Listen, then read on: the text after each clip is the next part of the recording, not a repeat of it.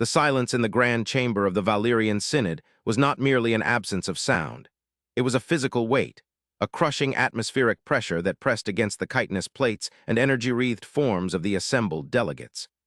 This was the stillness of a galaxy holding its breath, the terrifying pause between the flash of lightning and the inevitable, destructive roar of thunder. High Arbiter Kael'thas sat upon the obsidian throne, his multifaceted eyes reflecting the shimmering, terrified data streams cascading down the holographic walls of the amphitheater. The air smelled of ozone and the pheromones of fear, a cocktail of chemical distress signals emitted by 100 different species who had ruled the stars for 10,000 cycles, and now found themselves staring into the abyss of their own extinction. Outside the reinforced hull of the station, the stars were burning. They were not burning with the natural, nuclear fire of fusion, but with the cold, violet, sickly light of the Chiroptian scourge, a biomechanical plague that had consumed 3 sectors in less than a standard rotation. The Synod, the governing body of the known galaxy, was paralyzed. They were ancient, they were wise, and they were utterly obsolete in the face of a predator that did not negotiate, did not posture, and did not care for the ancient laws of civilized warfare. Kael'thas shifted his weight, his primary gripping claws digging into the armrests of his throne, etching deep grooves into the ancient stone. He looked out over the assembly, seeing the desperation in the posture of the aquatic Hydari, the flickering bioluminescence of the energy-based Volnians, and the stoic, stone-faced despair of the Lithivores. They had fleets. They had armadas of sleek, elegant warships designed for precision strikes and diplomatic enforcement. Their weapons were civilized, regulated by the Treaty of Korth, which dictated the maximum yield of a plasma bolt and the allowable density of a kinetic slug. War, to the Synod, was a ritual, a way to correct border disputes without disrupting the galactic economy. But the Scourge did not follow the Treaty of Korth. The Scourge simply ate. And now, with the outer perimeter breached and the defense fleets reduced to drifting debris fields, the High Arbiter knew that the time for pride had passed. He had to do the unthinkable. He had to summon the primitives. He had to break the seal on the Sol system. "The motion is on the floor," Kael'thas's voice boomed, amplified by the grav-acoustic systems, resonating in the chest cavities of every biological entity in the room. "We have exhausted our reserves. The Grand Armada is at 30% operational capacity. The Scourge will reach the core systems within 3 standard cycles. We have no choice but to invoke the emergency levies." He paused, letting the words hang in the heavy air like an executioner's blade. "We must call upon the Terran Federation." A murmur of dissent rippled through the chamber, a sound like dry leaves skittering over stone. The Terrans, the humans, the species that had been neutered, bound, and shackled by the very treaty that the Synod now realized was their death warrant. 2 centuries ago, humanity had exploded onto the galactic scene with a chaotic, aggressive energy that terrified the elder races. They were not faster or smarter, but they were relentless. To curb their expansion, the Synod had imposed the demilitarization edict. Humanity was forbidden from building warships. They were forbidden from researching high-yield weaponized antimatter. They were forbidden from constructing vessels with hull density exceeding Class IV military standards. They were relegated to the role of logistics, mining, and trade. They were the galaxy's truck drivers, allowed only unarmed freighters and engineering skiffs. "They are toothless," spat Counselor Vrax, a reptilian warlord whose species had once been the primary enforcers of the Synod. "We stripped them of their claws generations ago. What good is a fleet of cargo haulers against the Scourge? Do you expect them to bore the enemy to death with trade manifests? Do you expect them to surrender so loudly that the enemy retreats in annoyance?" Vrax's tail lashed behind him, betraying his anxiety despite his bravado. "Calling the humans is an admission of ultimate defeat. It is a waste of time. They have respected the edict. Our spies confirm it. They have no battleships, no dreadnoughts, no destroyers. They have nothing but tugboats and mining barges. We are inviting sheep to a slaughter of wolves." Kael'thas closed his eyes for a moment, feeling the burden of leadership grinding his spirit to dust. "We do not need their weapons, Vrax. We need their mass. We need their hulls to act as a shield, a distraction, anything to buy the core systems time to evacuate. We are not asking them to fight. We are asking them to die for us. It is the role of the vassal to bleed for the lord." The cruelty of the statement hung in the air, pragmatic and cold. It was the logic of empire, the logic that had kept the peace for millennia. If the humans were to be wiped out to slow the Scourge by a fraction of a cycle, it was a price the Synod was willing to pay. With a heavy sigh, Kael'thas motioned to the communications officer. "Open the channel to Earth. Invoke the vassal defense clause. Tell them the galaxy requires their service." The waiting was the worst part. The vast distance between the core and the Sol system was bridged by the hypercoms in an instant, yet the silence that followed felt like an eternity. The Synod watched the main holographic display, a swirling sphere of stars and void, waiting for a response. They expected fear. They expected begging. They expected the Terran ambassador to plead for protection, to claim they were unequipped for war, which they were by law. Instead, the screen flickered, the static clearing to reveal the face of Ambassador Elias Thorne. He was an older human, his hair the color of steel wool, his face lined with the deep creases of a life spent in high-gravity negotiation. He sat in a room that was stark, utilitarian, illuminated by the harsh white light preferred by his species. There was no panic in his eyes. There was no sweat on his brow. He looked like a man who had been expecting a phone call and was merely annoyed that it had interrupted his dinner. "High Arbiter," Thorne said, his voice calm, measured, lacking the tremulous harmonics of submission that the Synod was accustomed to. "We received your distress signal. The data regarding the corruption scourge has been analyzed by our tactical, our logistical subroutines." He adjusted his collar slightly. "You are requesting the deployment of the Terran Merchant Marine to the Valerian sector. You are requesting that we interpose our vessels between the scourge and the Synod capital." "We are not requesting, Ambassador," Vrax barked, unable to contain his disdain. "We are commanding. The edict binds you. You enjoy the protection of the Synod, and now you must pay the tithe. Mobilize your fleet. Use your heavy freighters as kinetic blockers. Do whatever you must to slow them down." Thorne looked at Vrax, and for a fleeting second a shadow passed behind the human's eyes, not of fear, but of something ancient, something predatory that had been sleeping for a very long time. It was a look of pity. "We understand the gravity of the situation," Thorne replied, his tone remaining perfectly flat. "The Federation adheres strictly to the Treaty of Korth. We have no warships. We have no weapons of mass destruction. We have no military command structure. However—" He paused, looking down at a datapad on his desk. "We do have assets available for heavy industry. We have construction vehicles. We have mining equipment. We have search and rescue platforms. We will deploy what we have. Estimated arrival at the Valerian sector is T-4 standard hours." "4 hours?" Kael'thas exclaimed, his mandibles clicking in surprise. "That is impossible. The Sol sector is weeks away at standard warp velocities for civilian drives. The edict limits your engine output to Class III. "We found some efficiencies in the route," Thorne said, and the screen went black. The confusion in the Grand Chamber was palpable. Efficiencies? There were no efficiencies in hyperspace. Distance was a mathematical constant. Unless the humans had mapped slipstreams that the Synod navigators had missed for thousands of years, 4 hours was a physical impossibility. But the Synod had no time to debate physics. The sensors screamed a warning. The scourge had accelerated. The violet tide of biological ships was entering the system, a cloud of millions of vessels ranging from corvette-sized feeder drones to moon-sized hive ships. They moved with a singular, terrifying consciousness, a swarm intelligence that coordinated their fire with impossible precision. The Synod's remaining defense fleet engaged, streaks of golden plasma and blue ion fire lighting up the void, but it was like throwing pebbles at a tidal wave. The scourge ships absorbed the energy, adapted, and returned fire with corrosive acid plasma that ate through shields and hull plating alike. Ships died. Thousands of lives were extinguished in seconds. The Valerian defense grid crumbled. The Grand Chamber shook as the station's outer shields took a glancing blow from a long-range biotorpedo. Panic erupted. Delegates screamed, scrambling for the evacuation transports, abandoning all pretense of dignity. Kael'thas remained on his throne, watching the massacre. He was witnessing the end of an era, the end of history. The humans would not arrive in time, and even if they did, they would just be more debris for the scourge to consume. It was over. And then the universe tore open. It was not the elegant, swirling blue vortex of a standard warp jump.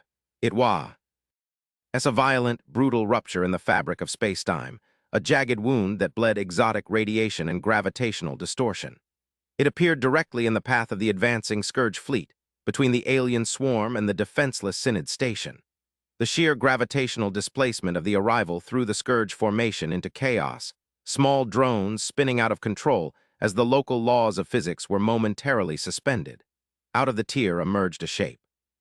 It was not a ship. It was a mountain. It was a brutalist slab of gray metal, blocky, unrefined, and terrifyingly massive. It eclipsed the Synod station.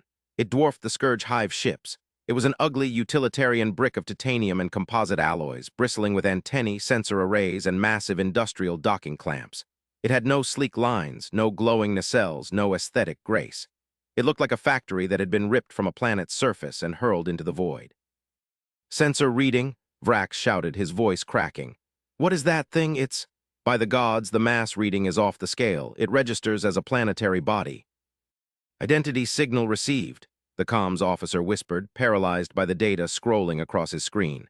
"It broadcasts as the UNS Hephaestus, registry class, mobile ore processing and refining platform. It's a mining ship, High Arbiter." A mining ship. The absurdity of it nearly made Kael'thas laugh. The humans had sent a refinery, a floating factory. The Scourge recovered from the shock of the arrival and turned their attention to the new intruder. 1,000 bioplasma lances struck the flank of the Hephaestus. The Synod watched, waiting for the human ship to vaporize. The smoke cleared. The Hephaestus was untouched. There were no shields flaring, no energy barriers rippling. The ship had simply taken the hit. "Armor density analysis," the sensor officer stammered. "High Arbiter." "The hull plating. It is not standard alloy. It is condensed matter. They have compressed neutronium into the lattice. The hull is.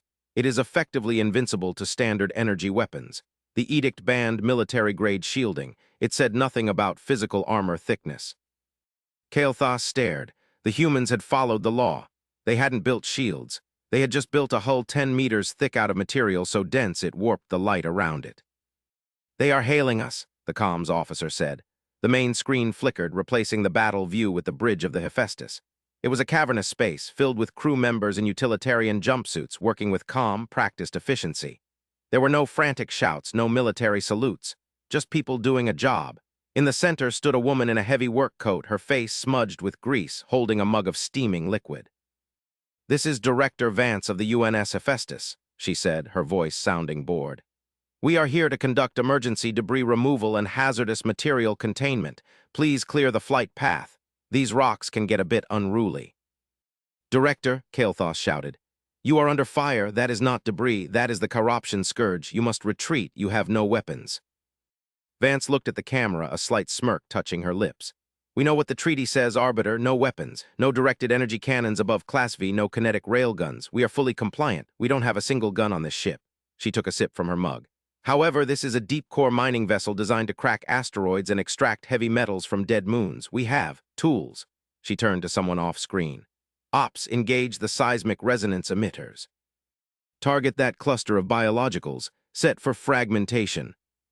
On the tactical display, the Synod watched in horror and awe. The Hephaestus did not fire a laser. It did not launch a missile. Instead, massive dishes along its hull swiveled. Invisible waves of gravity-manipulating force, designed to shatter tectonic plates and pulverize rock for mineral extraction, washed over the Scourge fleet. The effect was instantaneous and grotesque. The biological ships of the Scourge, living organisms adapted for the vacuum, were not made of rock. They were fluid and flesh. Under the bombardment of seismic resonance waves designed to crack granite, the Scourge ships simply liquefied. Their hulls vibrated apart. Their internal organs ruptured. In seconds, a third of the attacking fleet was reduced to a cloud of organic mist and drifting meat. "Industrial laser arrays coming online," Vance's voice continued over the comms, narrating the destruction like a checklist. "We use these for cutting through iron cores. Range is short, but they are precise." Beams of white light, thick as city blocks, erupted from the Hephaestus. These were not pulsed weapon lasers designed to penetrate shields. They were continuous-wave industrial cutters, outputting enough heat to melt a hole through a planet's crust. They swept across the Scourge formation like a scythe through wheat. Where they touched, the enemy didn't just explode, they evaporated. The beams sliced through the massive hive ships, cauterizing the wounds instantly, dissecting the enemy with surgical, terrifying ease. "By the void," Vrax whispered, sinking into his chair. "Those aren't weapons, they're mining lasers. They're complying with the treaty because those lasers have no focal point for long-range targeting, but at point-blank range. They are infinitely more powerful than our battleships," Kael'thas finished. "We banned them from making swords, so they built a sledgehammer the size of a moon." The battle, if it could be called that, was short. The Scourge, an enemy that had terrorized the galaxy, that had adapted to every shield frequency and every military tactic, had no defense against industrial brutality. They could adapt to a plasma bolt. They could not adapt to being crushed by a tractor beam designed to tow asteroids. The Hephaestus moved forward, its tractor beams latching onto the remaining Hive ships. Towing unauthorized obstructions, Vance said, moving to incinerator. The massive ship dragged the struggling, firing Hive ships toward the system's star, casting them into the corona like trash being thrown into a furnace. It was not a combat maneuver. It was waste management. Within the hour, the Valerian system was silent.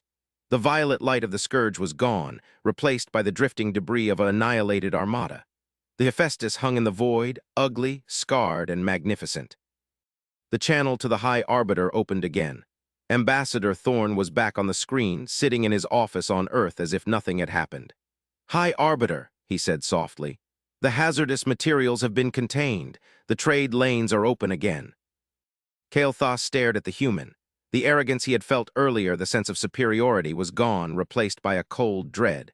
He realized now what the humans had done. They had not just found a loophole, they had fundamentally re-engineered the concept of power.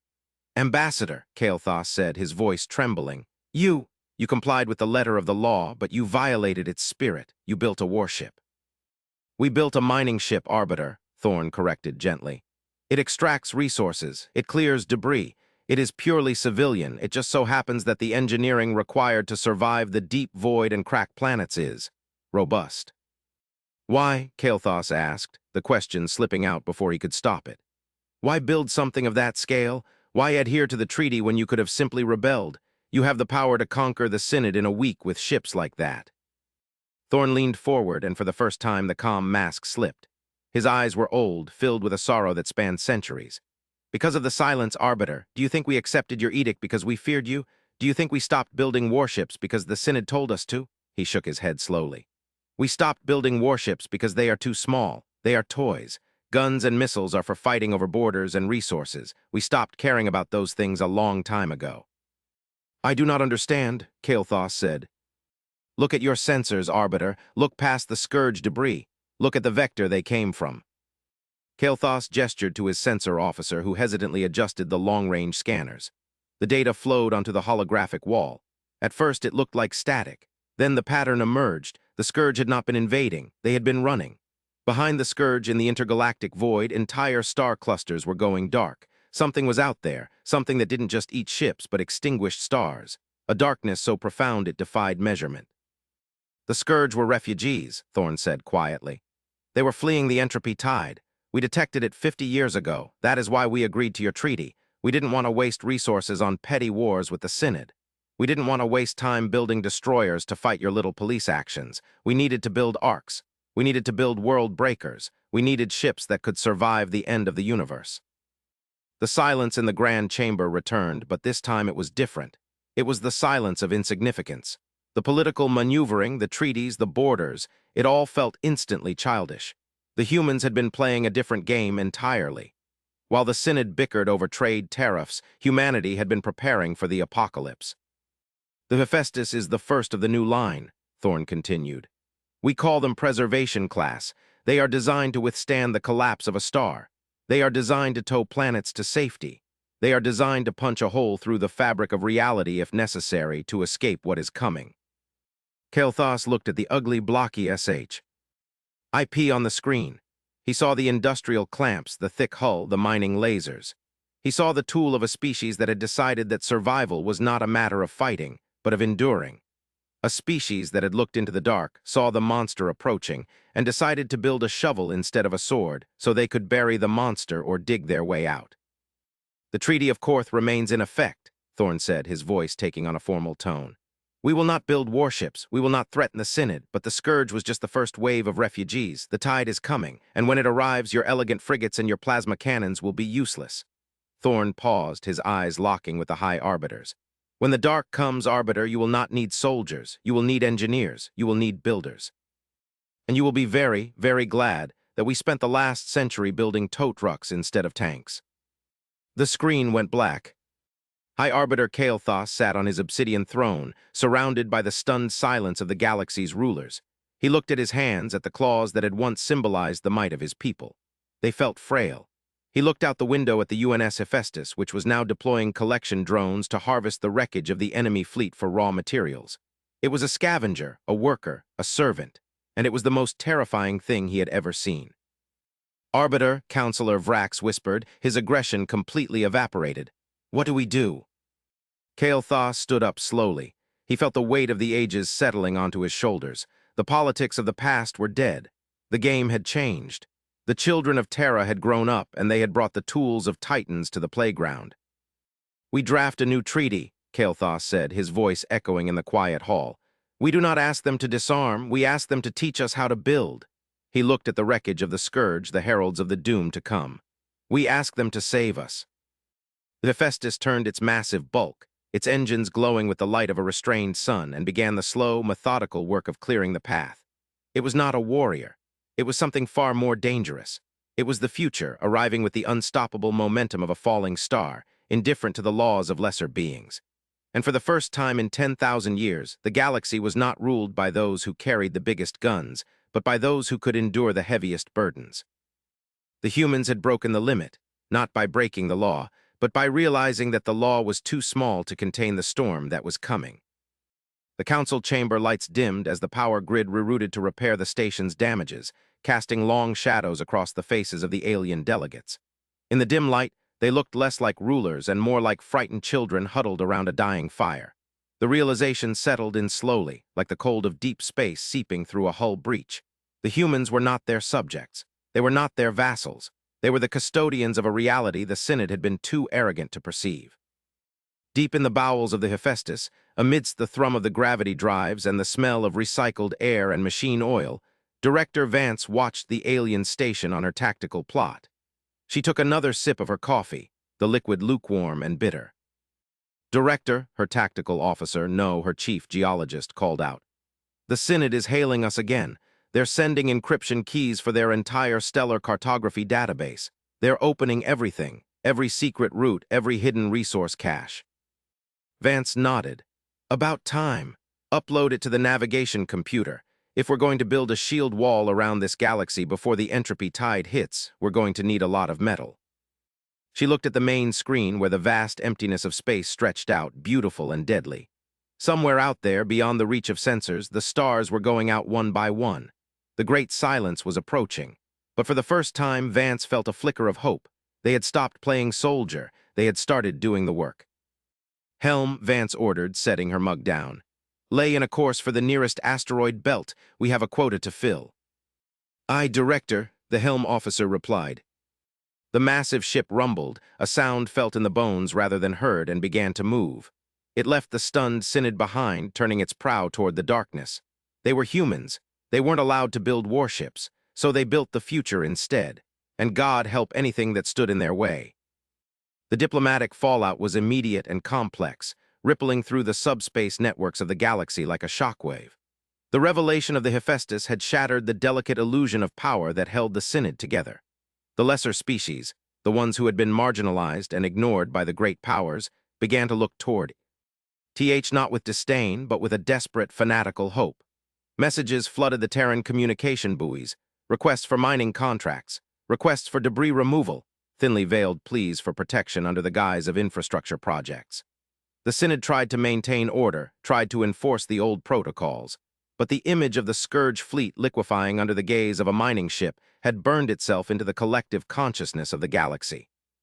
In the weeks that followed, the human presence in the galaxy shifted. The unassuming freighters that had once been ignored at starports were now given wide berths. Alien dockworkers watched with newfound respect as human crews unloaded cargo, wondering if the crate of grain held food or some device capable of altering the gravitational constant of a moon. The mystery of humanity had deepened. They were no longer the simple traders. They were the keepers of a secret physics, a mastery of matter and energy that made the blasters and shields of the Synod look like stone axes. Ambassador Thorne remained on Earth, refusing all summons to return to the Synod station physically. He conducted his diplomacy via hologram, a ghost in the machine, his demeanor unchanged. He did not gloat. He did not make demands. He simply coordinated the logistics of the coming storm. He organized the construction of the Great Barrier, a proposed chain of massive, defensive megastructures disguised as navigational hazards along the galactic rim. The Synod paid for it. They paid with resources, with labor, with technology they had hoarded for millennia. They had no choice. On the High Council, a quiet revolution was taking place. The militaristic factions led by Vrax were silenced. Their fleets had failed. Their doctrine was dead. The scientific and engineering castes rose to prominence, desperate to understand the principles behind the Terran tools. They petitioned the humans for knowledge, for exchange programs. The humans agreed, but on their own terms. They sent engineers, not teachers. They taught the aliens how to build stronger hulls, how to increase reactor efficiency, how to reinforce their worlds against the coming dark. They did not teach them how to make weapons. "We do not hand out matches to children," Thorne had said when asked for the schematics of the seismic resonance emitters. "When you understand why we built it, you will not need to ask how." It was a lesson in philosophy as much as physics. The humans were forcing the galaxy to grow up, to look beyond the petty squabbles of territory and prestige and face the harsh reality of a hostile universe. And out in the void, the Hephaestus was joined by its sisters. The UNS Demeter, a colossal agri-ship capable of terraforming a dead world in a month, turning barren rock into a fortress of biological diversity. The UNS Archimedes, a research vessel with a sensor array so powerful it could map the quantum foam of the universe, acting as the eyes of the fleet. The UNS Atlas, a tug so powerful it could move a planet out of its orbit to save it from a dying sun. They were the four pillars of the new Terran doctrine: construction, cultivation, observation, preservation. They roamed the border territories, fixing what was broken, building what was needed, and utterly terrifying anyone who thought to challenge them. Pirates and raiders learned quickly that attacking a human convoy was suicide. You didn't get shot, you got dismantled. You got turned off, you got recycled. The twist that Thorne had revealed, the entropy tide, became the unifying nightmare of the galaxy.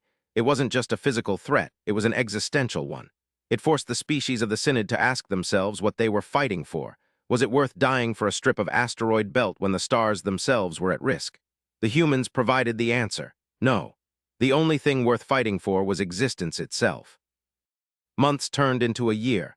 The atmosphere in the Synod changed from one of fear to one of grim determination. The alien fleets were retrofitted. The sleek warships were stripped of their heavy cannons and fitted with reinforced plating and tractor arrays. They became support vessels for the human giants. The galaxy was militarizing, but not for war. They were gearing up for a siege. One evening, High Arbiter Kael'thas found himself standing on the observation deck of a new station being built on the edge of the galactic rim. Beside him stood Ambassador Thorne, who had finally agreed to meet in person. The human looked smaller in the flesh, fragile without the imposing backdrop of his office or his massive ships, but his presence was undeniable. "They are learning," Kael'thas said, watching a mixed crew of Hydarian humans welding a strut on the station's frame. "They are working together. I never thought I would see it." "Fear is a potent motivator," Thorne replied, looking out into the darkness beyond the rim. "But hope is a better one, I believe they can survive now." "Can we?" Kael'thas asked, the vulnerability in his voice startling even himself. "The data you showed us. The tide. It consumes everything. Can we really build a wall high enough to stop the end of the universe?" Thorne smiled a genuine, tired smile. "No, we can't stop it. The tide is a natural cycle. The universe expands, it cools, it ends. We can't stop the sunset, Arbiter." "Then what is this for?" Kael'thas gestured to the massive construction projects, the fleets of Hephaestus-class ships gathering in the dark. "Why build if we are doomed?" "Because we aren't building a wall," Thorne said softly. "We're building a door." Kael'thas froze. "A door?" "The Hephaestus cracks planets. The Archimedes maps quantum space. The Atlas moves mass. Put them together with enough energy, enough focus." Thorne turned to the alien leader. "We aren't trying to hide from the tide. We're going to punch a hole through the brain of this universe and move to the next one. We're not building a fortress. We're building a bridge." The scope of it staggered Kael'thas. It was madness. It was divinity to leave the universe, to migrate not just across stars, but across reality. "That is impossible," Kael'thas whispered. "The energy required is immense," Thorne agreed. "That's why we needed the Synod. We needed your resources. We needed your labor. We couldn't do it alone. We needed a united galaxy to build the key." "And the Scourge?" "They were trying to swim across the ocean," Thorne said. "We're building a boat." Kael'thas looked back at the construction. He saw it now not as a desperate defense, but as the keel of a vessel so large it defied comprehension. The entire galactic rim was the shipyard. The humans had manipulated them, yes. They had tricked them with the letter of the law, but they had done it to save them. "You really are terrifying," Kael'thas said. "You didn't just break the limit on warships, you broke the limit on everything." "We're humans," Thorn shrugged. "Tell us we can't go somewhere, and we'll spend the next 1,000 years figuring out how to get there just to spite you. The Treaty of Korth said we couldn't build weapons. It didn't say we couldn't become gods." They stood there in silence, watching the sparks of industry light up the edge of the void. The tide was coming. The stars were dying. But for the first time in the history of the galaxy, the people were not looking back at what they were losing. They were looking forward to the impossible, beautiful unknown that the humans were carving out of the dark. The war was over. The great work had begun. And the humans, the quiet, obedient, tool-making humans, were leading the way, armed with nothing but wrenches, drills, and the audacity to tell the laws of physics to sit down and shut up. The galaxy spun on, a spiral of light in an infinite dark, and on its edge, a tiny spark of defiance grew brighter, ready to ignite a path to a new dawn. The humans hadn't built a warship. They had built the future, and it was unstoppable.